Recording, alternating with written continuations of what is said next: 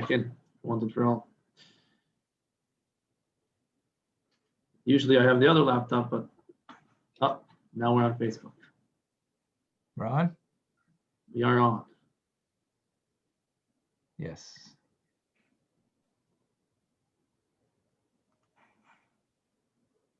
Okay. So now I make you. Oh, so you don't need to be host. You can be just co-host, right? Yeah. That doesn't make a difference to Facebook, does it? I can't, if I was able to go on Facebook, I wouldn't be able to open it if I was co-host.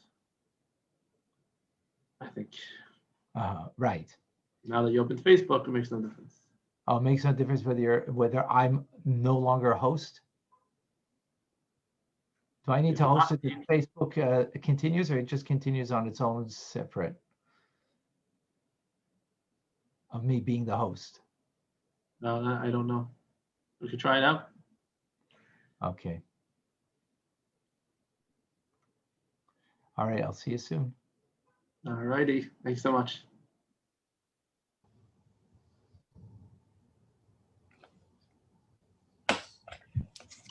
Hello, Shaul. Hello, how are you? Good, Baruch Hashem. How are you? Good morning, Fine. everybody. Good morning, Eugenia. Hello, hello. And Leah's with us. Fantastic. All righty. Everyone's okay? Eugenia, it looks like you're enjoying the summer. Yeah, it's short here, so might as well enjoy. Right. You never know. Never know what's going to hit you. Very hot, eh? Yeah, here in Montreal, it's very hot. No, but out west, it's really hot. Oh, it's It even hotter? is, the heat is unbelievable right now. Yeah. Yeah, they're saying record temperatures and everything, record highs everywhere. Where are Yeah. you? Everywhere. Everywhere out west, like Edmonton, Vancouver, British Columbia is setting all types of records. And I think Alberta also. Yes. I don't Wow. recall being so hot. Yeah. All right. All right. Aren't we also setting records here in Montreal, like 41 degrees yesterday? Really? Yeah. We didn't hit 41. We hit 30. Yesterday? 30 degrees. 30 degrees. Depends where you 41 are. with 41 with humidity and all that, but that doesn't count. Edmonton, Alberta, British Columbia has had 40 degrees, period, without humidity or anything. 40, 41 degrees. I think it was even somewhere close to 50 recorded. Somewhere in Really? Mhm. Yeah, I don't remember where. You're right. I think somebody had 48 or something. Yeah. Anyways, I hope we're all in air-conditioned rooms. yeah. Drinking lots of water. Exactly. Oh, they're schwitzing in New York too. All right. In the heart of the summer. This is the 3 weeks. Hello, Diane. Welcome back. Hello. Good afternoon. Hello. Good afternoon. All righty. How's the weather? In London, London, Ontario, right. very hot and humid, but it's beautiful. It's beautiful. Oh, okay. Look at that. No complaining from your end. No No pressure. complaining. All righty. And Yaakov Yehuda is with us. Hello, Leslie. Hi. Hello, hello. All righty, let's begin. We have this. I feel like I'm on Spilkas. You know, Spilkas, like I'm on pins and needles, guys. I got this new facing me. Feels like there's someone New pushing buzz. the new. Everyone's got the new. All right. David always coming up with the best pictures. All right. I just heard a great story yesterday from Rabbi YY, listening to a talk of his. He shared that let me know if you can't hear me clearly. I don't have my mic today. He shared that he heard from the rabbi, the shliach, whose name is Rabbi Blooming, of a certain college or university, an Ivy League university. He named it something with a P. I can't remember the name though. Princeton. Not Princeton. Princeton. No. Not Short Princeton. word. Anyways, Penn State? Penn State? no. It could be it doesn't start with a P. Look, sometimes I have the letter P stuck in my head. Maybe with like the middle letter was a P. I don't. Anyways, no, not Purdue. Anyways, I'll get back to you on the exact. Somewhere, but he said that the one of the teachers. Professors? Thank you. One of the professors. That's a word that starts with a P. Okay, that's something. All right. One of the professors. He started off a lecture. I think he was a psychologist professor of psychology or whatever. And he started off his lecture of the year, like his first lecture. He started off with the story of a chassid from Russia. And the story goes like this. There was once a chassid walking down in communist Russia, and he was stopped by a policeman, KGB or whatever. And they had the freedom, the police, the KGB had the freedom to stop anybody and demand papers. And this particular time, it was late at night, and the chassid was a man who was perhaps after a Farbrengen, or maybe just in general, he was a little bit more, in his head was in a different world. But the policeman stops him and says, I have a few questions for you. Number one is, who are you? Number two is, where are you coming from? Number three is, where are you going? Number four is, what do you do? So the chassid, faced the policeman, the KGB man in his eye to eye. He said, wow, those are the best questions. I'll pay you 5 rubles if you come to me every day and ask me those questions. The questions of life. If we were asked that, if we had that noob facing us every day, who are you? What do you do? Where are you coming from? Where are you going? What's your objective in life? Then we would definitely be a little bit more in line with our purpose. So that was the story. This psychologist, this professor, I think Pike. Is there a college called Pike? Am I off? All right, I'll get back to you on that. But Rabbi Y shared it secondhand. So good story, anyways, even if it didn't happen. All right, let's jump right in to today's parsha. We have Parshas Pinchas. Now, Pinchas is seen as a hero. Probably very in his time, well, not probably, actually in his time, he was a politically incorrect hero, very controversial hero. I don't know, well, I'll share with you in short his story, although it more belongs in last week's parsha. It's an interesting way the parshas are split. Last week we ended off Parshat Balak with the beginning part, the first few scenes of this story, a tragic story, and this week we kind of are at the last scene, the end, where God gives Pinchas a standing ovation for his performance. So it'll be a little bit off week. Is that a word? To say the story.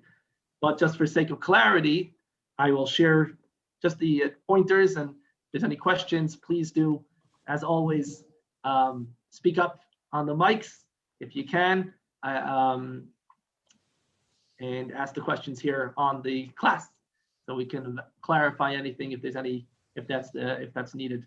And I'm more than happy to make this more of a discussion. So please do. I just point out to one of the questions that was asked last time. So I think Leah, you asked me for the email of the Parsha with the explanation. You are on my list as far as I know. I checked up. I don't know. I never get them. All right. Check your junk. You're not in my junk. Someone told me that this morning, and they checked and they found it. So I won't take it offensively. It's okay. Under Mendy? Under Mendy? Brenda, under Mendy? What are you under? What do I look under? Mendy Biat Chabad Zichron. Mendy Biat Chabad. I don't think so. I look every day. I don't think so. I'll check again. Okay. Do you get my other emails, like of the zooming around the world? Yes, I do. So it's the same email address I have for you. All right.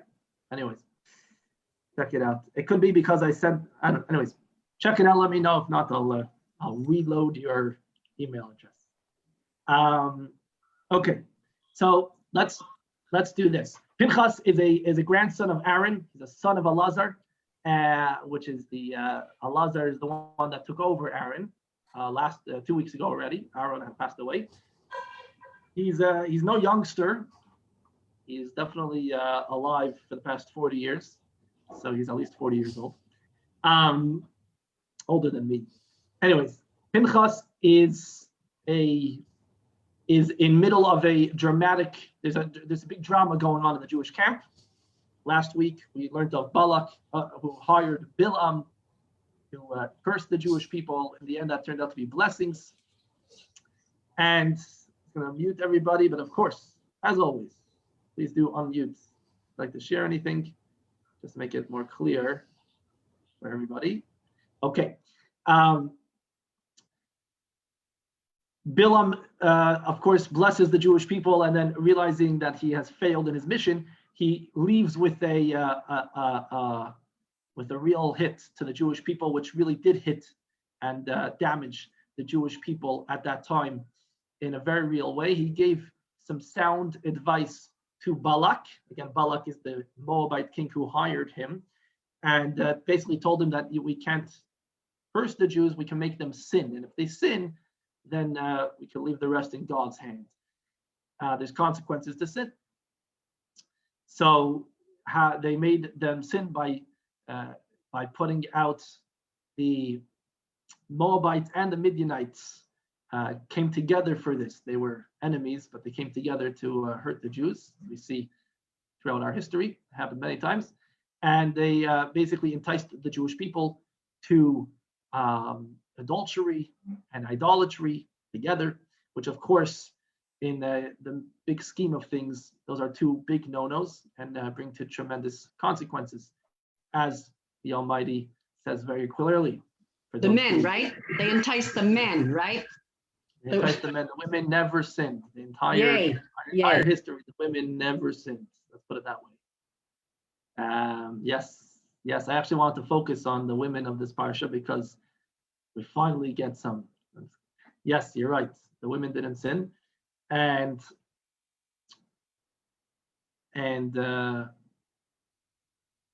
by the way, saying this parsha is a lot of. Maybe we should just focus on that. Forget Pinchas. I just wanted to focus on him because that's the name of the parsha. But we should really focus on the women because this parsha really celebrates women. Number one,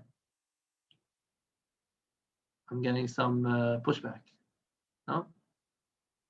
I don't know. Okay. Anyways, all right. Let me know. Please unmute if there's any questions or.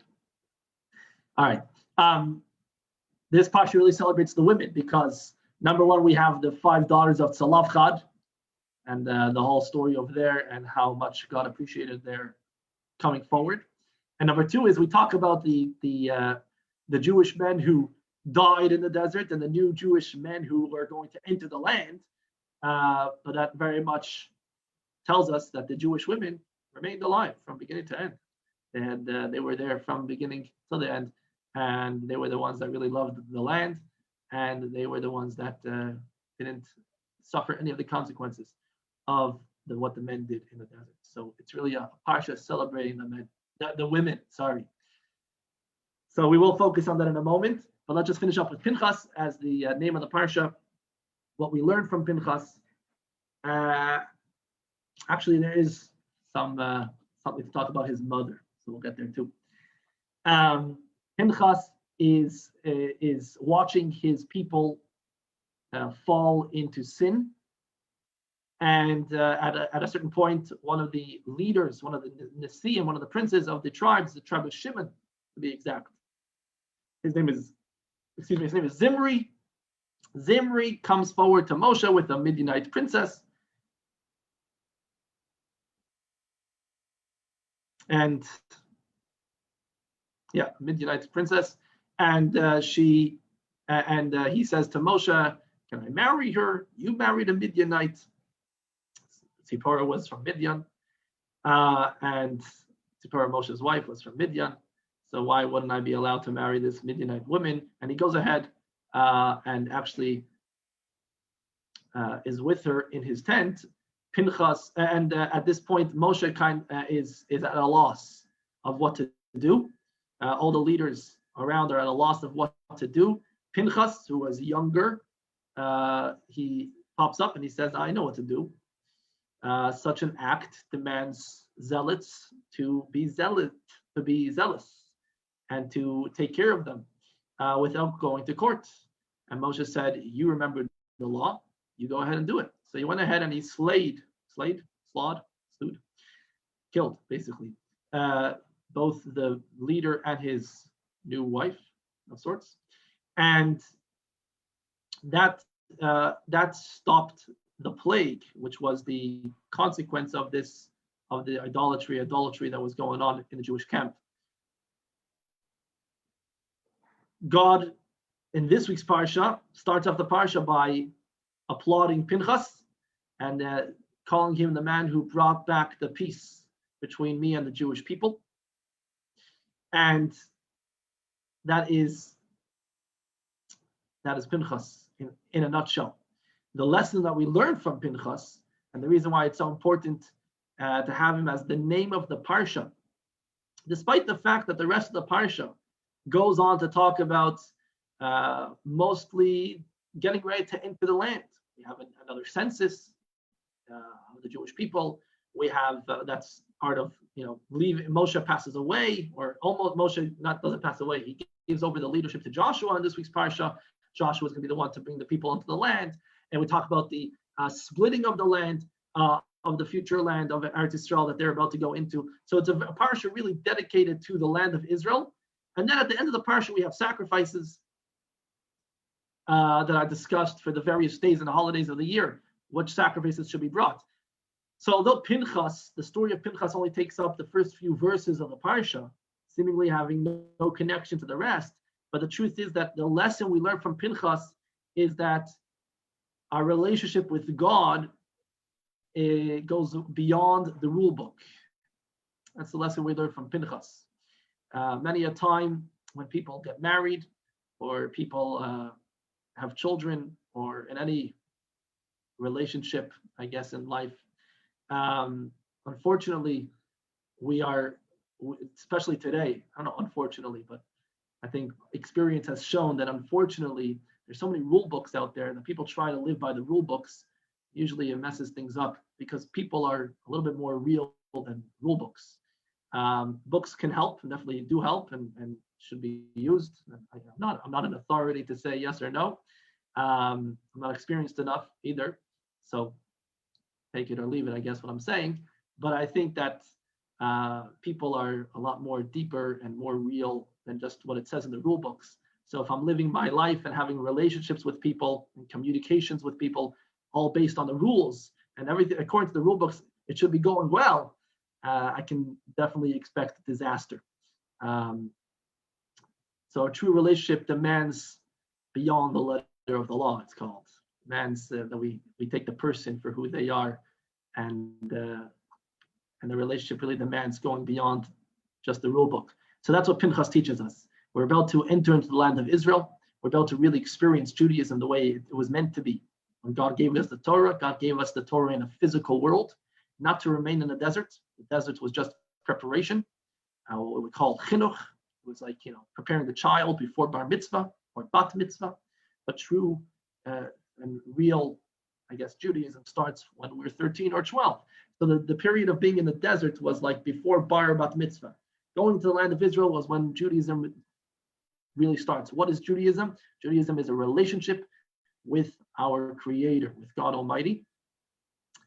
And Pinchas was the role model that the relationship needs needs to be based or founded on something which is not just stuck to the strict letter of the law. Sometimes you gotta go and do things which are beyond. Yes, Leah. You're talking about the rule book. You're talking about the Torah, the rule book. Yes. So you're saying that we shouldn't follow the Torah like as is? You're saying I didn't get that because the Torah is the rule book, right? Right. Exactly. The Torah will tell us at times that. Sorry. But Pinchas went above and beyond because he killed, and you're not supposed to kill. Is that what you're saying? I'm not sure. Right. No, good Yes. Good question. So let's take we could take Pinchas's case. We could take the metaphor I'm using, or we could take the Torah. So it's three different things, and I'm gonna try to put them together. So in the metaphor I was using was the rule book was like self-help books of how to raise kids or how to be a good husband. That was my metaphor. The Torah is our, now let's take it to the Torah. The Torah is our guidebook of how to have a relationship with Hashem and what Hashem wants from us. Sticking to the strict letter of the law will ensure that we do the right thing. Sometimes the situation demands that we go above and beyond the letter of the law. We focus on the giver of the Torah. Where is that going to be expressed? Not going against the Torah, but going above and beyond. So, for example, Torah demands that we sacrifice our lives only at certain times for certain sins not to be committed. Going above the letter of the law would be to lead a life where to be separate from God is a non-option. So despite the fact that by the letter of the law, by the strict rules of Torah, I could get away I can be very, I can live a comfortable life doing many of the sins because just that's the situation under duress, let's say, or whatever the situation is. But going above the letter of the law would be that there's no option. It's even when Torah says there is an option, but I'm choosing that I'm going to stick to doing for God, despite the fact that I'm allowed to slack off. Maybe that's a good example. Another example perhaps is if you just stick to the strict letter of the law, one can eat, eating, let's say take it to a little bit more of a non-dramatic case. Eating kosher, for example. Thank God today, a person can live a very comfortable life just eating kosher and living by the strict law of the Torah. Torah says keep kosher. However, that doesn't ensure that I'm living a morally, spiritually focused life, because I can be indulging in every pleasure of the world as long as it's kosher. We talk about kosher entertainment. Talk about kosher vacations, right? So it's all kosher. If you look at the guidebook, it says it's okay. I can get away with it. So that's one way of living. Another way of living is that my world centers on God, and if this is not going to bring me to more of a godly awareness, then I don't care if it's kosher. I'm not going to go for it. So perhaps that's a little bit clearer, I hope. In the case of Pinchas, moving along to the third element, his going above the letter of the law was that this is a situation when I guess I'll just say it the way it is, and I'll just say the way it is. A person who goes ahead and publicly has intimacy with a midnight princess or the like, the law in that circumstance is that they are to be taken care of in the way Pinchas did, without going to court. That's considered above the letter of the law. Although that is the law, but in the circumstance, the fuller picture is that he acted in a way above the letter of the law, because usually law means go to court. Certain cases, very few cases, the Torah says don't, like the Torah says, if you come to a court and ask, the court will tell you, don't do anything. But you are meant to be, if you're aligned with above the letter of the law, then you go ahead and do things. Yes. But didn't he have a point, the prince, that Moshe did marry a Midianite as well? Like, what was the difference from him being able to marry and Moshe being able to have a Midianite princess? Beautiful question. I want to just share a story about the previous thing, and I'll answer your question.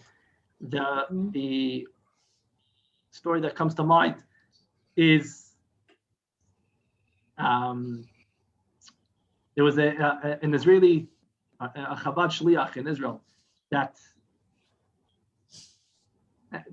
doesn't make a difference who it was. It just the point of the story is really what I think it will bring across the point. I hope to some degree. He was once he was once asked by a non-religious professor a certain question, and he answered in a certain way, and the professor told him. The professor was very disappointed. He said, "I asked the same question of your Rebbe, and your Rebbe answered differently." So the Chabad rabbi said, "Oh, I didn't know. How was I supposed to know?" He said, "If you're a real chassid, then you should know the way your Rebbe thinks." So I think I can relate to this in marriage, in a relationship that's a little bit more close to my, something that, I don't know if I'm up to that in my chassidness, but perhaps in a relationship, there's what do you mean? I brought you flowers, or I got you this, like, how was I supposed to know what you wanted? That's one level of relationship, which is parim, and you can get away with it, and no one can really have a claim against you. But for some reason, we do have a claim against the person. What do you mean you didn't know? So you should know the way I think. It's going above. Anyways, just okay. I hope that was clarifying to some degree. No. Sorry. Well, Mindy. Yes. Sorry. I'm just gonna answer Leah's I'm question. sorry. And I'll come back to your question. And then I saw someone else raise their hand as well. Leah, so in regards to your question about how could he had a good point. The answer, there's a few answers. One answer is simply that Moshe married Tzipporah before the Torah was given. That was before the rules were made. So that's one direct answer. Others, she converted, others, but simply it was before the Torah was given. So that wasn't an issue yet. Yes, Shaul. Sure. You gotta unmute. Yes. Okay. Isn't it a fact that Pinchas just followed Torah law? He didn't go above and beyond the Torah law. He followed the Torah law. And isn't that the great debate that the Torah law allows us to do that? And that's what people have pro and con what he did have debated. The fact of Torah law, which, states that you could do exactly what he did. Right. Good point. So shouldn't there be a trial? Shouldn't there be That's what I'm arguing. That's process what I'm saying. of, whatever? There was a problem, however, because the plague broke out. So by the time there would be trial, more people would be dying. No, well, I think that the swift action would be needed. yeah, he did the right thing. If we're arguing whether he did the right thing or not, but I'm just saying that the Torah allows him to do it. I need 1 minute. Continue the discussion. I'll be right back.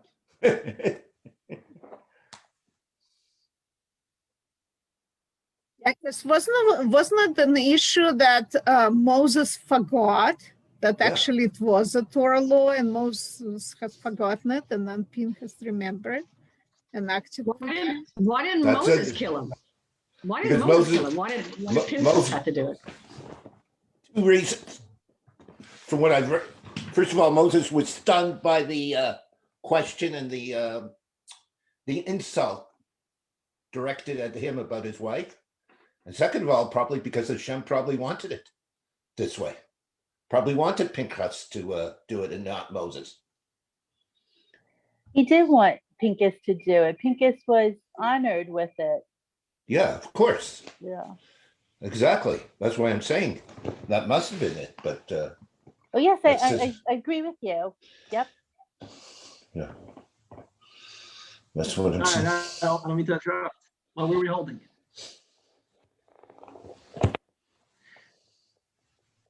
Okay, so I didn't hear the last bit. I had to take that call, sorry. But Yeah.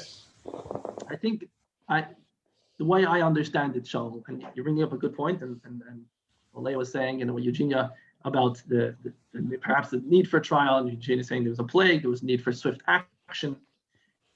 In the regard, let's take it in this context, Shaul, that you put it, of wasn't that the law? Wasn't that the law? So what do you mean you're going beyond the letter of the law, right? Yeah. I think that in the way I understand it, in this context, law versus beyond the letter of the law is, in this context specifically, is that law usually means go to court, due process, that's what it's called. And beyond the letter of the law in this context is simply that sometimes the Torah demands that you go beyond the letter of the law. So it's tricky because it sounds like, well, that's the law then. But we're talking about in a certain, in relative to the due process, which is usually demanded. To the point. So he took it in his own hands and he quickened the process. Yes, and that's exactly. But Shaul is saying, well, that's the Torah law. Again, in many a time, when it's in such cases. Actually, let me leave that out because that wouldn't work here. Okay, but that's what I was going to say is that many a time the Torah will say, the law will say, if you come to court, the court will tell you, well, the court can't tell you to do that. Certain things the court is not allowed to tell you to do. If you figure it out on your own, and you take it into your own hands, then you're a hero in certain cases. But if you come to court and ask, then it's the court will not tell you to go ahead with it. So in that context, I believe that's to my understanding, that's where he went above the letter of the law. I'm just trying to find something here. Being that this is such a heated subject, so let's take a look perhaps at the way it's written up over here. Maybe this will clarify things.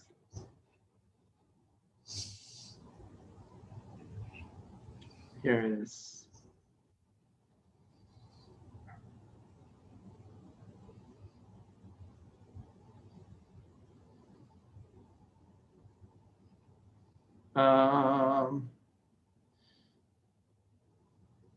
Okay.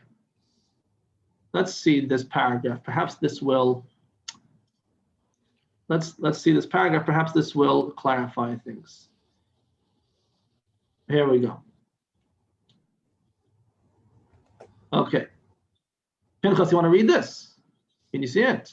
Not Pinchas. Pinchas. Shaul. I can't. When Pinchas. You can't see. Okay, let's see. I got it. All right. Okay, good. When Pinchas, do you want to read it out loud for everybody? Yep. Here, start from here. Okay. Want me to read it? You reading it? What? Go ahead, Shaul. Go ahead. Pinchas slew. Zimri When and Pinchas Cosby. slew, because Cosby, he consulted first with Moses. Moses told him, while the Torah allows someone overcome by his zealousness to slay someone in the act of relations with a non-Jewish woman, this is a law is not taught. No one is instructed to do this. In fact, the sages disapprove of such act. Furthermore, the offender is allowed to kill the zealot in self-defense. In other words, by slaying Zimri, Pinchas was doing something not required by the Torah, disapproved by the sages, and was also risking his own life. Want me to continue? Yet, Sure. by acting out of the zeal and ignoring the voice of caution, Pinchas puts an end to the sinful behavior of the Jewish people, stayed the plague that was decimating them, and earned the priesthood from himself and his progeny. Clearly, he was vindicated. To further Okay, that's the paragraph. So perhaps that paragraph explained a little bit more in the context of where he was going beyond the letter of the law. all right. Let's finish off.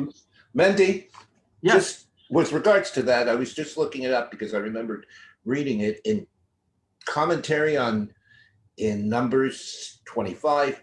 The commentary then an Israelite woman, okay, Rashi in his commentary on that states that the law that anyone cohabiting with a non-Jewish woman is executed by zealots eluded him, okay? They're talking about this. However, this happened so that Pinchas should come and take what was due to him. So in other words, and Pinchas saw that, he said to Moses, I learned from you, if someone cohabits with an Armenian, a heathen woman, zealots have the right to strike him dead. Moses replied, let the one who reads the letter of the agent carry it out immediately, and he took a spear in his hand. So that sort of like conflicts one with what I just read there. Why? Because what I just read said that it was beyond the law. This says it is the law. Two different things. According to Rashi, it's the law. So I guess there's major disputes about this, whether it's law or whether he went above the law. Right. So, okay. I think what I'm trying to explain is that not necessarily, I guess I don't have the ability to explain it clearly. I guess I don't understand it perfectly. No. I'll leave it. No, I'm sorry. The passage that we just read, put it a little bit more in context, meaning that, yes, it's not it's the law, but it's a law which is not taught. So therefore, that's why going ahead and doing it. All right. I could go with that. That I could go with. All right. I guess I have to learn it a little bit better myself. All right. But that is a good point that this was where Pinchas is taking. Yes. All right. Let's let us 5 minutes left. Oh gosh, sorry. Not at all. No, I feel bad to move away from this conversation. Oh, here, there's a question in the chat. Let's read that. Why was Pinchas chosen by Hashem to be honored in the spotlight with this action? Why was Pinchas the one? I see there's more here. To give Pinchas, wasn't that before the yeah, good. Okay, why was Pinchas chosen to be the one? I don't know. There is a statement that this is the thing. This is the thing. Pinchas was a grandson of Aaron, and being that case, he was someone who was imbued with the harmony that Aaron was known for. Excuse me. When he did this act of zealousness, there was a lot of controversy right there in the desert. Many people believe that he was acting not on pure godly zealousness, but rather on terrorism, like just out of craziness, which perhaps is a way that people read it till today. And they actually blamed his grandfather, his other grandfather, his maternal grandfather. His maternal grandfather was Yisro.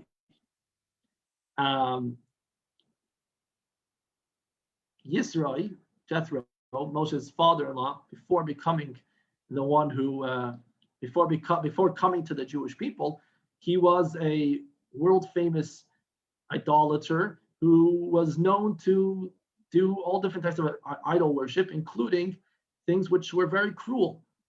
He used to slaughter people and kill animals in a certain way, which is cruel to it.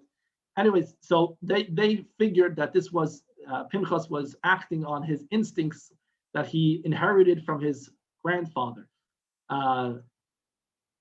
Yes, Joe. You gotta unmute. I'm a little mixed. Aaron married one of Jethro's daughters, if he was his grandfather. No, Aaron's son Elazar married. Okay.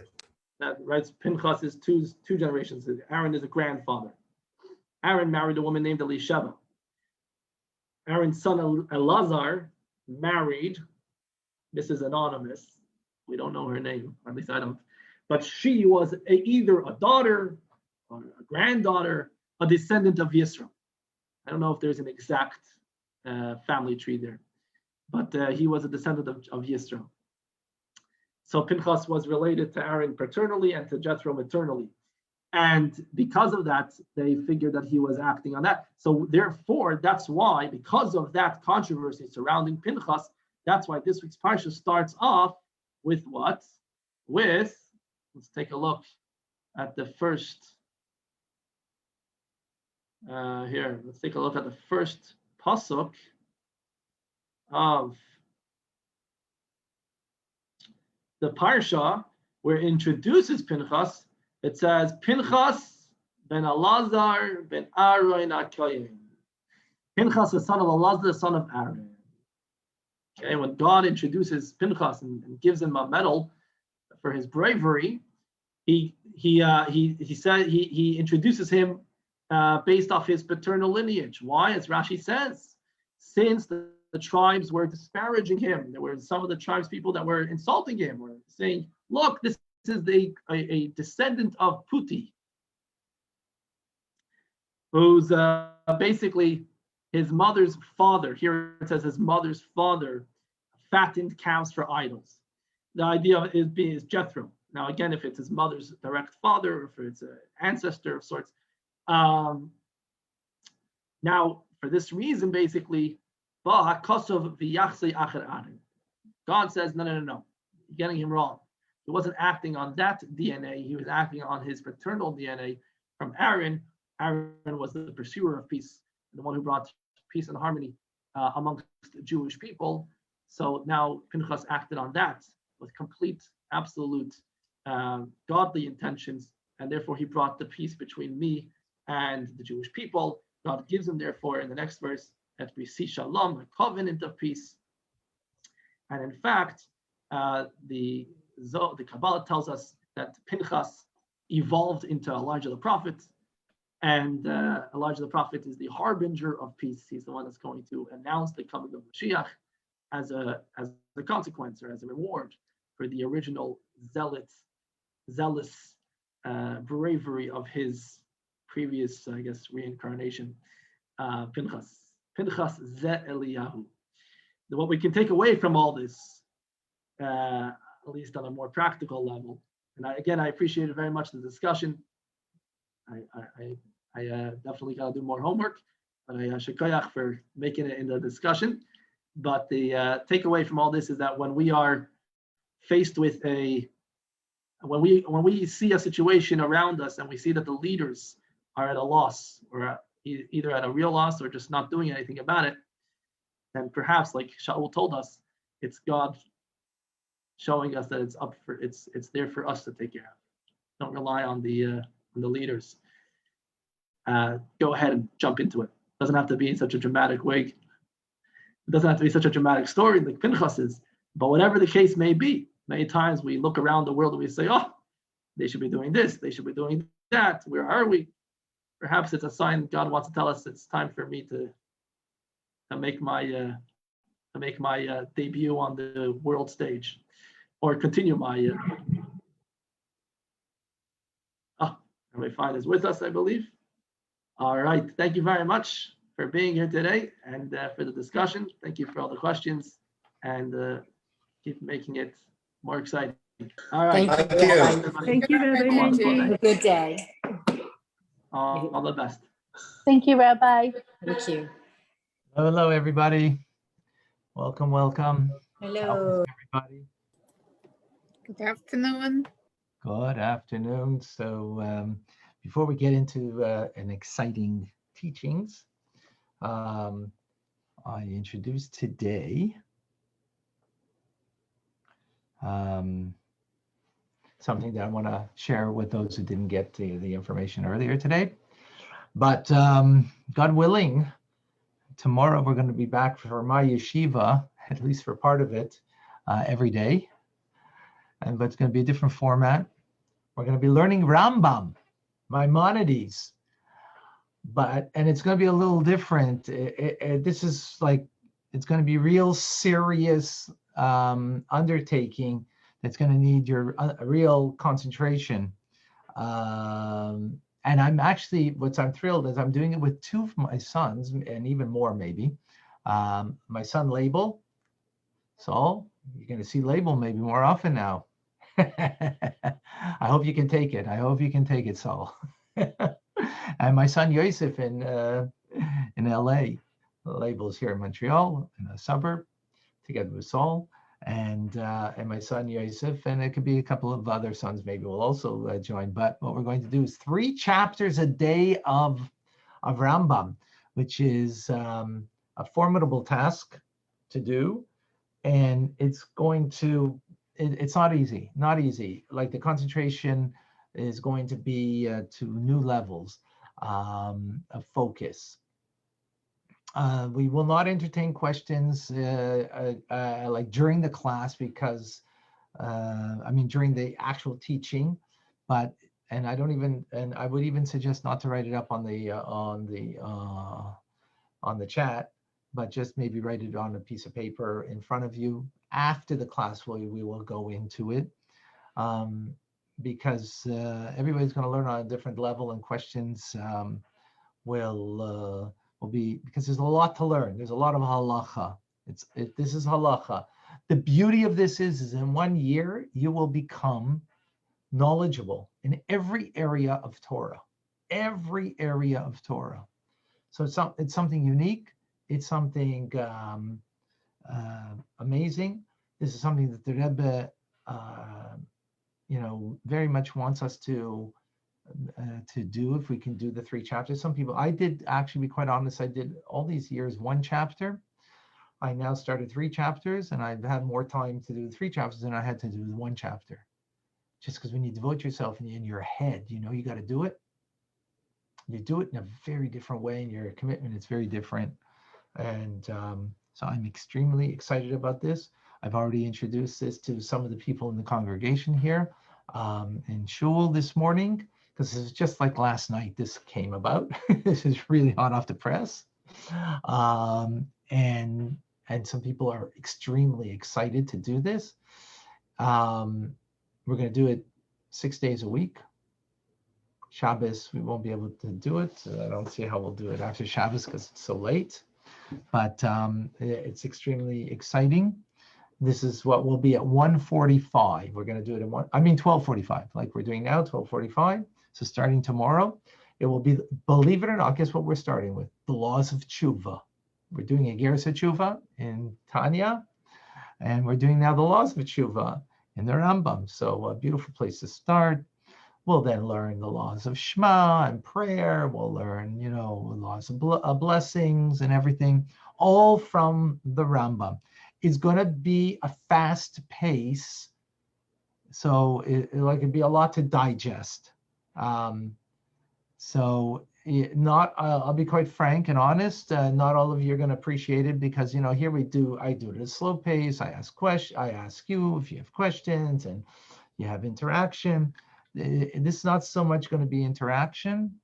Again, at the end there'll be time for for questions and stuff. But the purpose of this is, first of all and foremost, to fulfill something that the Rebbe introduced. This is the Rebbe's mitzvah. It's his thing that he introduced in 1984. And it is a source of untold blessings. Welcome, Herschel. It is a source of untold blessings in people's lives, materially and spiritually. So very dedicated to making this happen and to making this work. Any questions on this?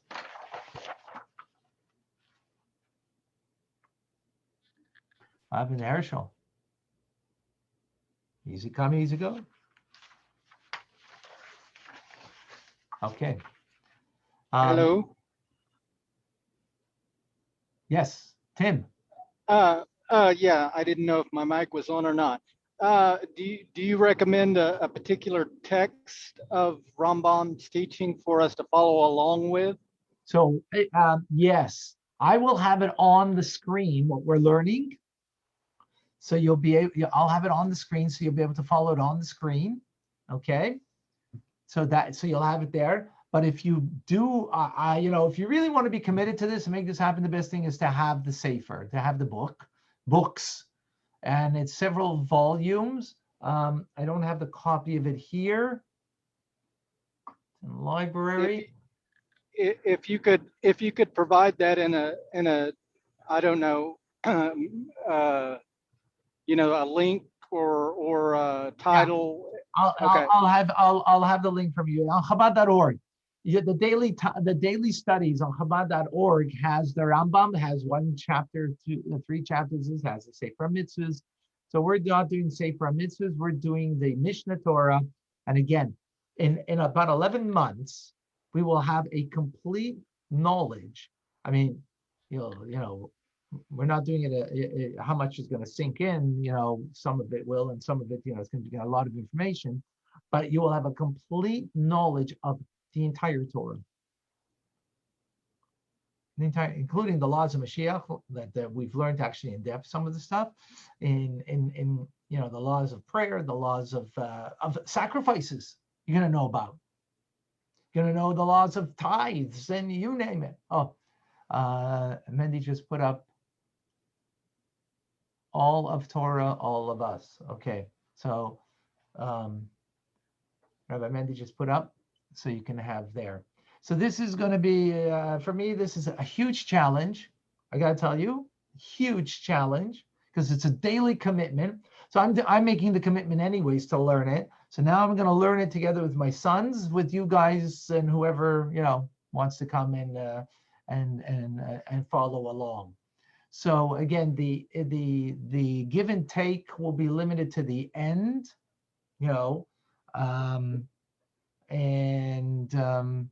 it's really trying to absorb a lot of stuff.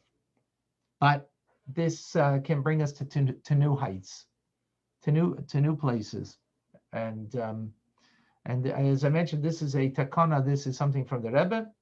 On Sundays, yes, Liba, I'm not certain what the time on Sundays will be.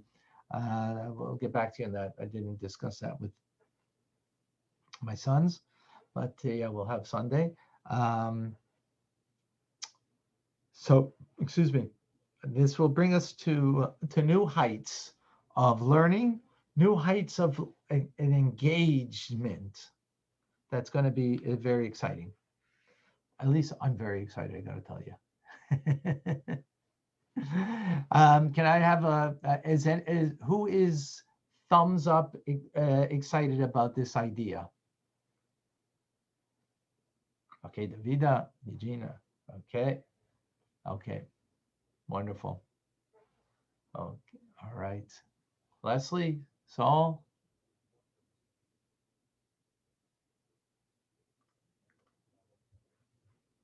Okay.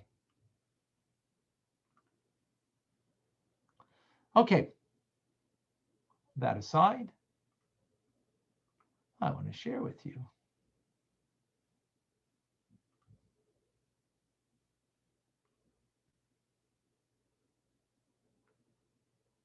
Okay, we're going to learn today. I just learned a fascinating Sicha that I want to share, as opposed to what we normally do. We would do Pirkei Avot, but this is something very exciting.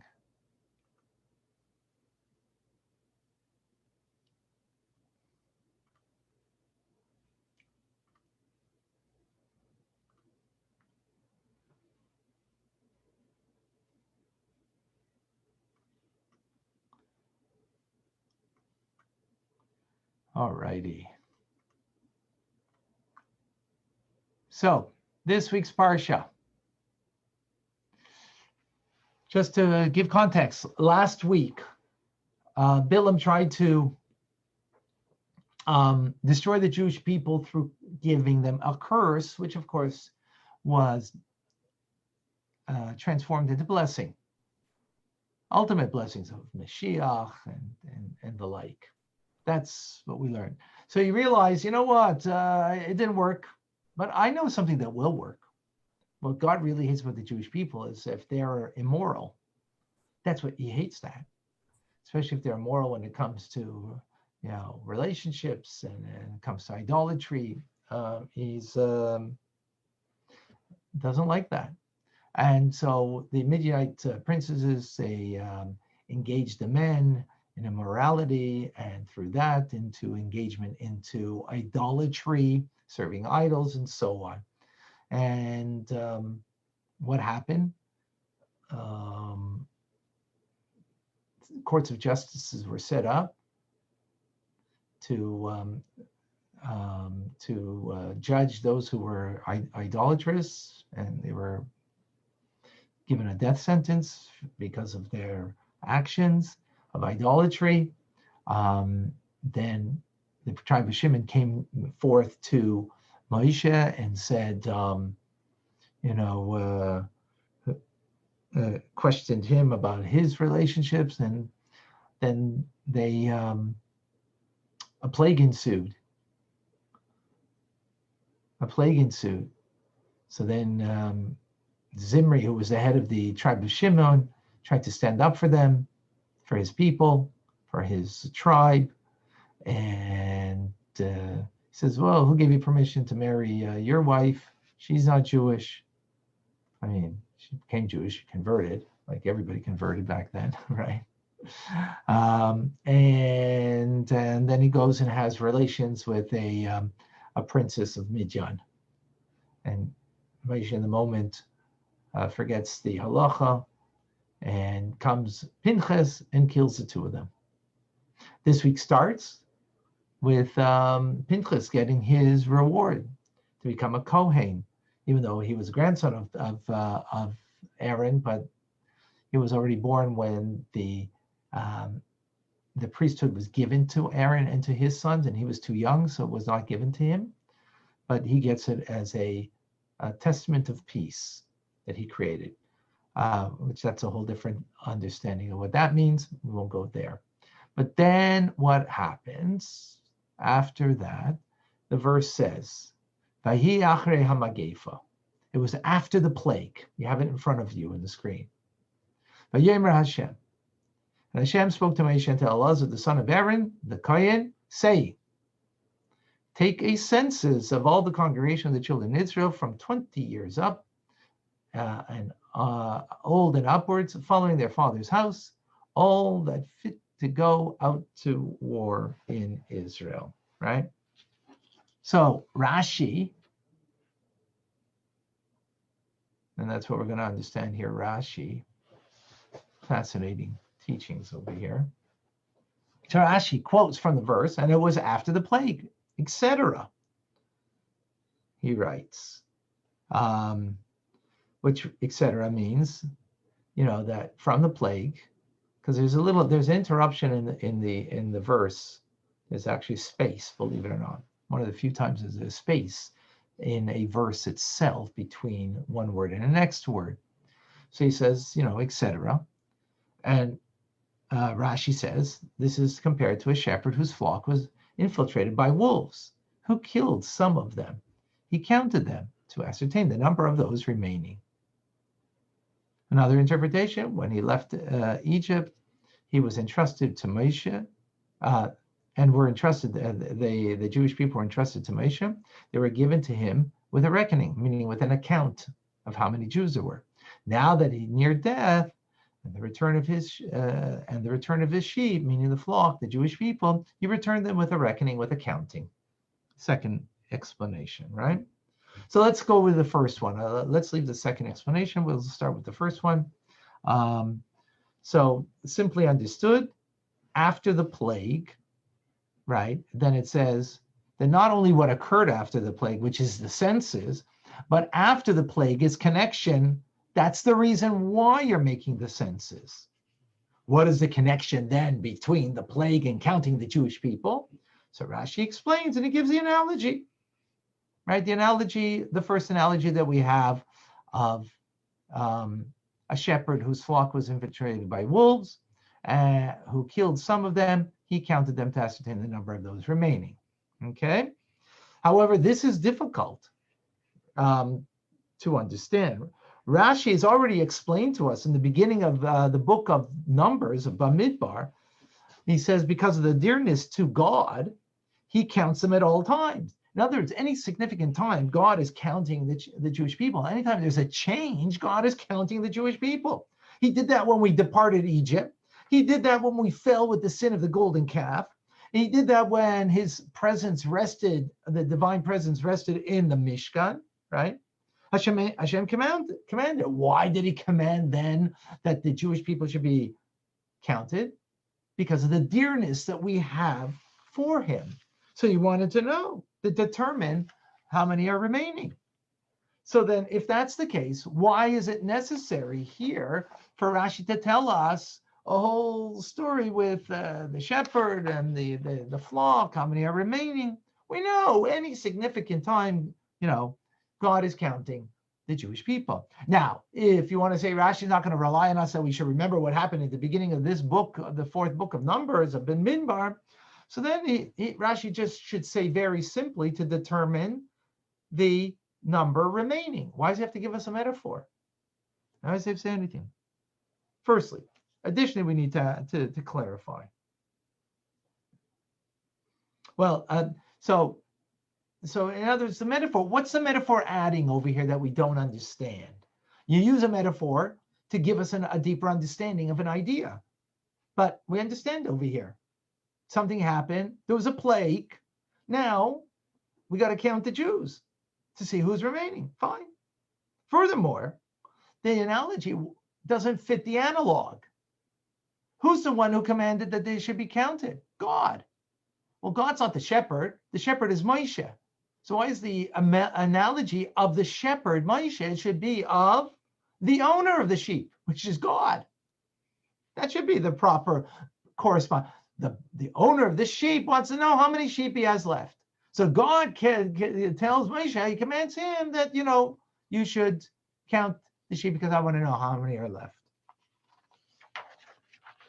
Furthermore, if you look in the Tanchuma, the Medrash where Rashi gets the teaching from, right, there it says the sheep owner.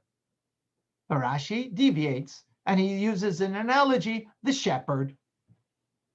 Furthermore, if we look in the book of Exodus, where we had the second counting of the Jewish people, which was Parsha Pinchas, which was the counting of the Jewish people after they fell with the golden calf, there it says an analogy. It brings an analogy. What's the analogy? Of a flock of sheep precious to its owner that had been stricken by pestilence. Once the pestilence ended, the owner said to the shepherd, count for me the sheep so I can ascertain how many are left because they are precious to me. Why does Rashi change over here and uses the analogy of a shepherd rather than the owner of the sheep, as he did in Parsha Pinchas, as he did in Bamidbar 2? Furthermore, if we want to be exacting in the very wording of Rashi, in Parsha Pinchas, by the golden calf, the analogy, it says, stricken by pestilence. Here, it's a flock of wolves that entered, right? In one distinction, another distinction. In Parsha Pinchas, by the golden calf, it says Hashem's affection for the Jewish people in the analogy, to make it known to the flock that the Jewish people are precious to God, right? In contrast, over here, it's about the shepherd, and it doesn't say anything about endearment. Third question is, in the Medrash, it says, upon the sheep, or among the sheep, Rashi deviates, and he says, into the flock. Into the flock. Small deviation, but what does that mean? Then Rashi continues, if you remember, that's all questions on the first answer to Rashi, right? But then Rashi gives another interpretation in front of you, And that is when they left Egypt, they were entrusted to Moshe. They were given to him with a number. Now he nears his death, he returns the sheep and he gives them with a number, right? So the fact that there's a second explanation means that it's not primary, it's a second explanation. Okay, we get that. The first one is primary. So we need to understand, though, what's difficult in the first explanation that we need a second one. Why do we need a second one? What's wrong with the first one? It seems to be good enough. Those are the questions.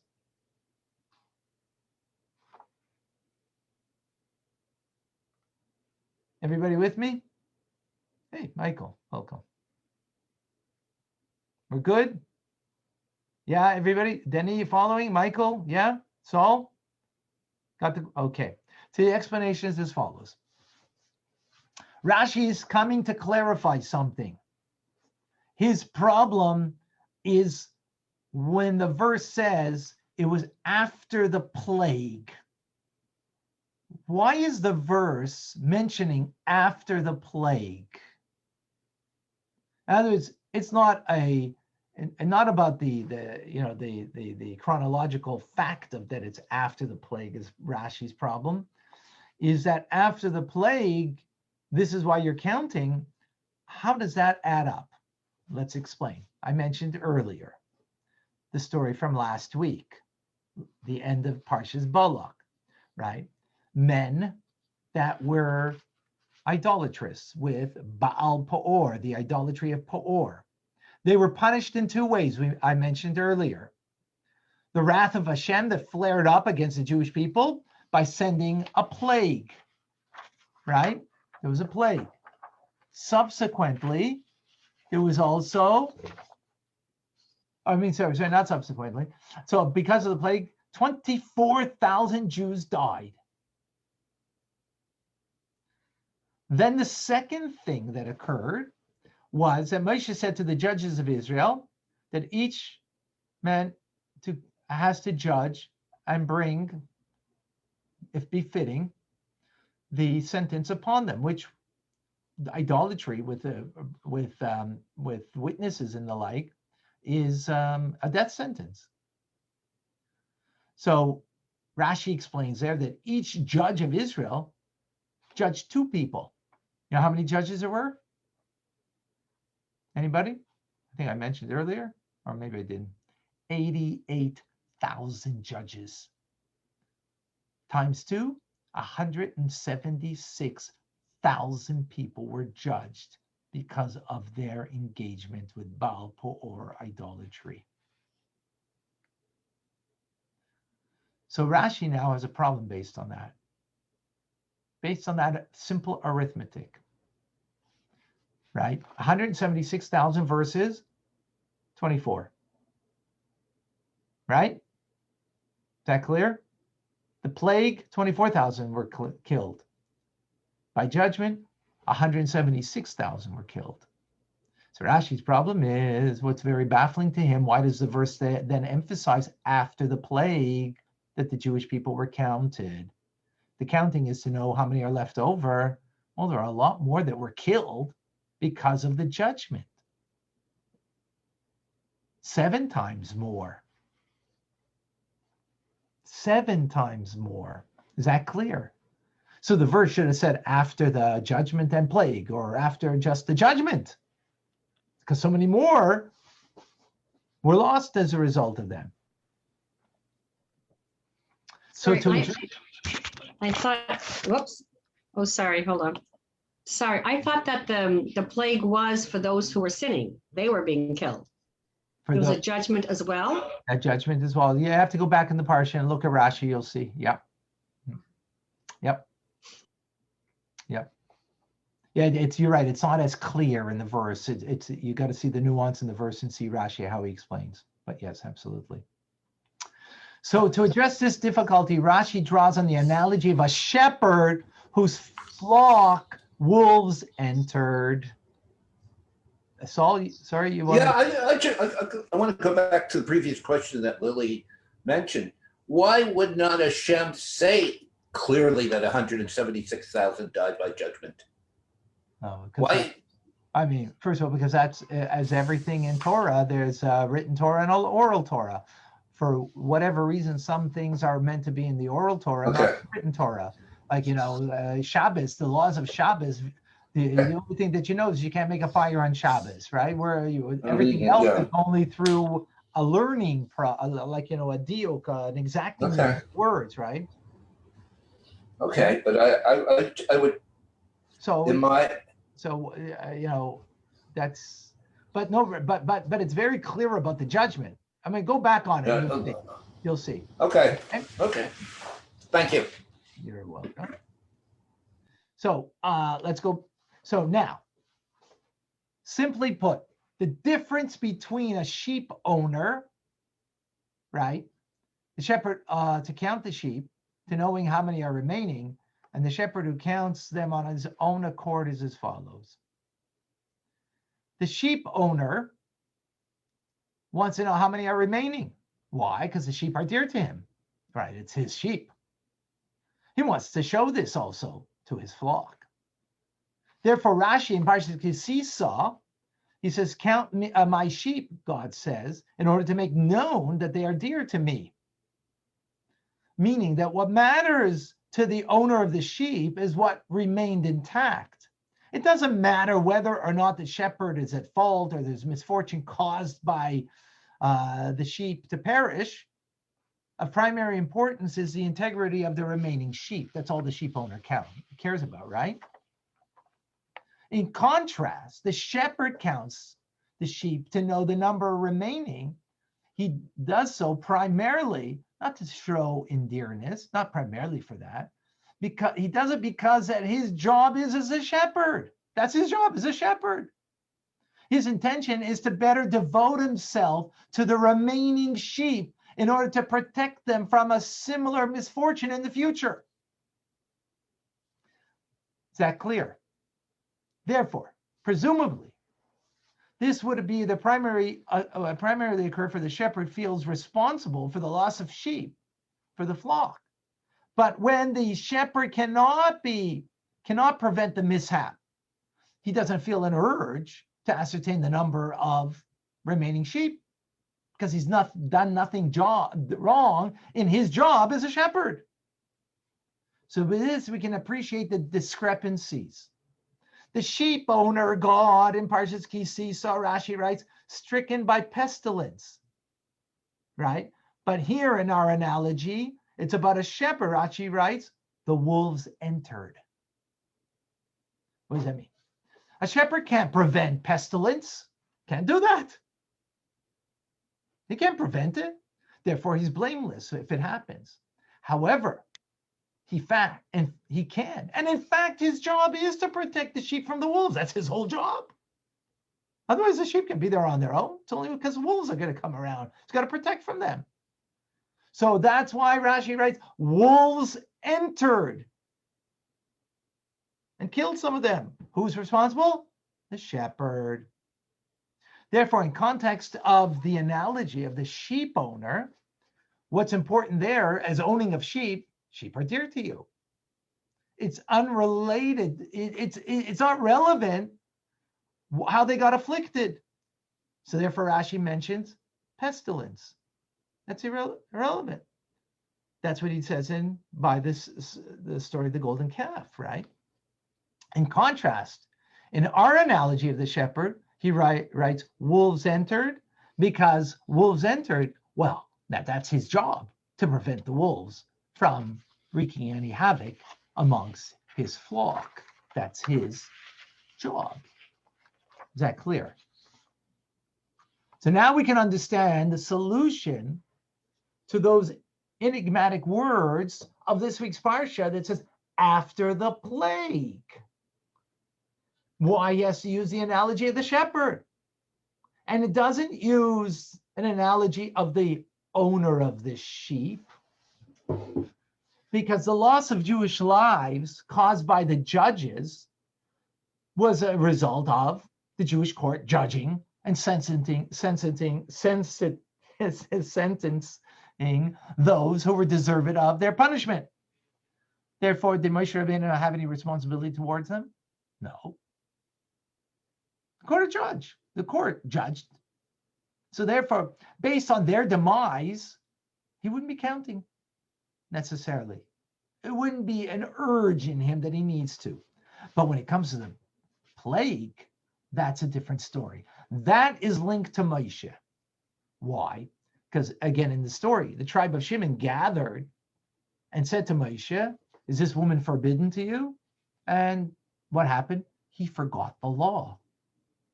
He forgot the law. Only afterwards, when Pinchas saw the incident, he recalled the law and killed Zimri. And what happened? The plague halted. Now, although the fact that Moshe Rabbeinu forgot the law, right, was all orchestrated by God. Why?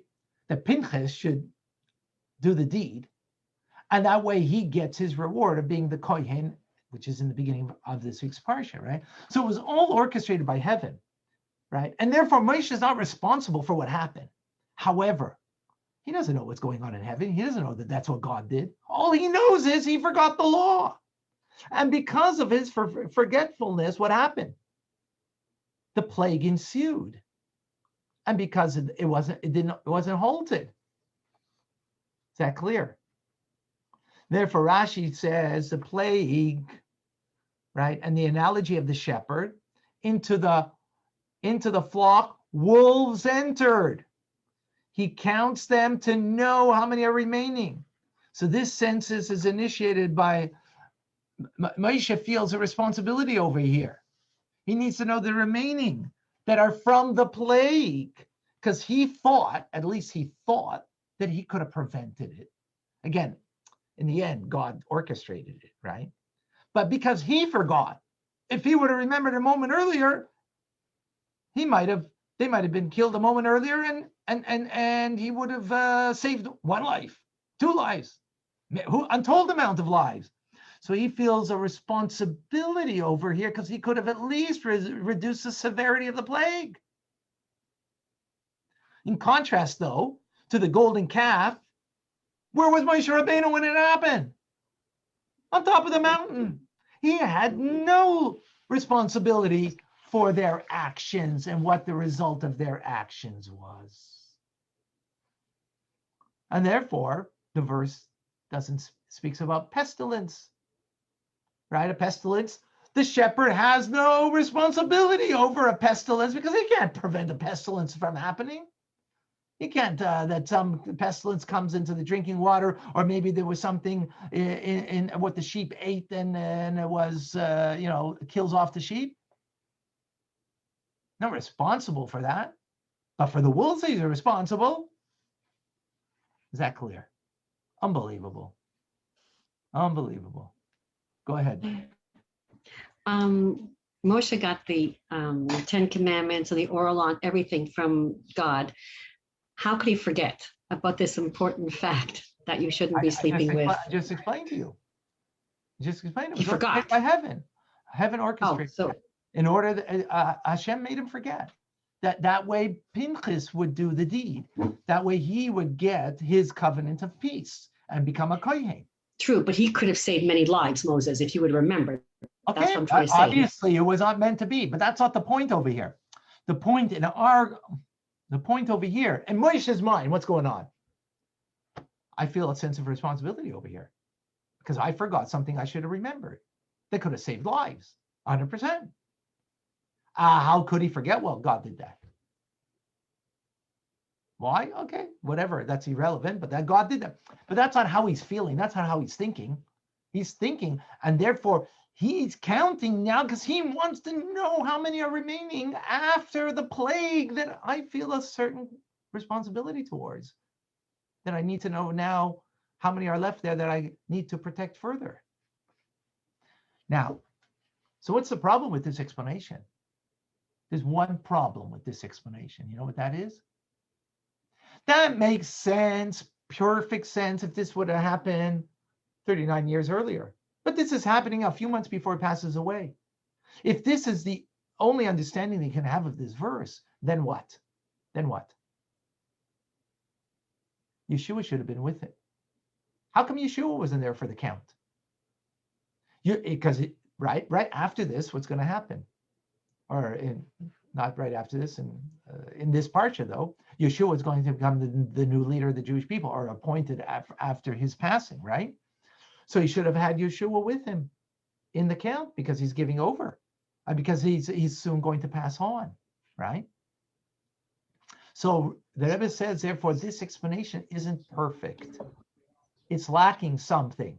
If the whole reason is because of the responsibility that he feels, well, now he's going to pass on, and the responsibility is going to be given to Yeshua, to Joshua. So he should have been part of the count. Why wasn't he part of the count? So maybe this isn't the full explanation. Therefore, Rashi says another explanation. What's the other explanation? Is because he is going to pass on, and therefore, just as he was given the Jewish people with a count, now he's going to give to Joshua with an account of how many Jews there are. That's why he gives a second explanation. Why is a second explanation not sufficient? What's wrong with the second explanation? The second explanation is only the second explanation, not the first, the primary explanation. Because what does the verse say? After the plague, he counted. Not only chronologically after the plague, but because of the plague you're counting. Well, that's got nothing to do with Joshua. So that's why it doesn't fit in with the word so well. It fits in with the context of what's going on in history now, but in the verse itself, it doesn't fit in.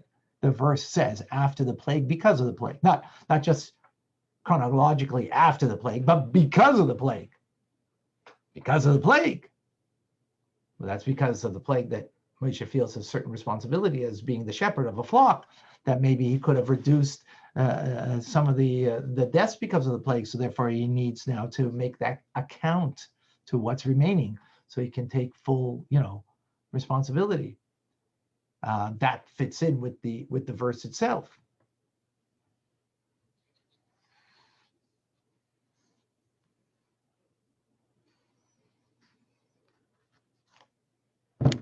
Any questions? Powerful. You get all the nuances in Rashi. Let's go back to Rashi and see the nuances now. Let's go back here. So Rashi says it was after the plague, etc. This is compared to the shepherd of the flock that was infiltrated by wolves, who killed some of them. He counted them to ascertain the numbers of those remaining. So Rashi's problem is after the plague. Why after the plague you're counting? That only 24,000 were killed by the plague. There were 176,000 were killed by judgment. So if you're talking about the loss of lives and that you need to count now, so either mention both or mention the other more, which is more primary. So because after the plague, only because of the plague, Moshe Rabbeinu feels responsible, because as a shepherd, he's compared to a shepherd, and that's why it's speaking about not the owner of the sheep here. The count is not because of the owner. It's because of the shepherd whose flock was infiltrated by wolves, and killed some of them. In other words, his whole purpose is to protect from the wolves. He should have taken a staff and knocked them off, and then would have, protected the sheep. But he feels certain responsibility. In the end, he's not really responsible, because God made him forget the law. So he's not ultimately responsible, fine, but not in his heart. In his heart, he feels at least a tinge, some kind of responsibility. And therefore, he wants to ascertain how many are left. Because after all, I'm the shepherd, I got to take care of it. I want to know what's left. So I know what my responsibility to take care of. However, what's the problem with this answer? Is that, well, in about 3 months, he's going to pass on. So, does it make sense that you're doing this without Yeshua? You're doing this without him? Why wouldn't he be part of the process? That would make sense. So that's why it's not the only answer. Second answer is another interpretation, that when you left, and trust me, Moshe, they were given with a number. Now he's nearing passing. He's going to give him back with a number. Right? Problem with this is it doesn't fit in with the words after the plague. After the plague has nothing to do with Joshua. You're counting now because, you know, your time has come, and that's why you're counting. It's got nothing to do with the plague. So it fits into the context of what's going on historically, so to speak, but it doesn't fit into the actual verse, and that's why it's the second explanation, not the first explanation. Did Moses know that he was going to die in a few months? Did he know? I mean, yeah. I mean, he didn't know exactly when, but he knew that, time was coming. 40 years, yes. That was exactly my question. Yeah, absolutely. Yeah. But he knows it's 40 years in the desert, and the 40 years are coming up. Right? 40 years are coming up. Any questions, any comments? Yeah, what about the people who got involved in the singing? They also knew that they won't be entering the land, right? So that means their years were coming up too. But the sin of those who got involved with the spies, the sin of the spies? The people who are during during the whole issue that occurred right now with Pinchas and Moses. Oh, at this point, that generation. At this point, those that were remaining to go into the land of Israel. The count now is the count of those going into Israel. So the people who perished in the plague and were executed by judges, were they also otherwise slated to go to Israel? You know what? That's a real good question. I think so, but I'm not 100% certain. I have to do a little. I have to look that up, but I think so. But again, I'm not 100% certain. Good question. Good question. Any other questions? All right. Beautiful Sicha. There's a few more things to this, but another time we'll get into a few more interesting details. A reminder tomorrow, 12:45. We're going to do Rambam, the laws of tshuva. I'll have on screen so you can follow on screen. And it's going to be it's going to be it's going to be very different than what we're doing now. So it's like you're going to need much greater concentration to be able to, because it's one law after another law. Some of them are simple, some of them are more challenged to follow, but it's going to be a wonderful journey. And through this, what's going to happen again is you're going to get a knowledge, have a very good base on knowing all of the Torah, right?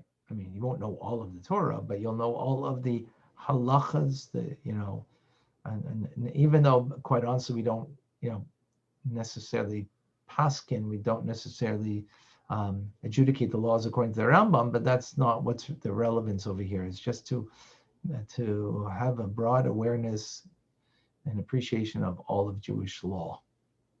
You're going to get. So tomorrow, 12:45, every day now. Sunday, I'm not sure. Monday through Friday, 12:45. Sunday, I don't know what the time will be. We'll keep you posted. All right, folks. God bless you. Have a wonderful day. Thank you. Thank you.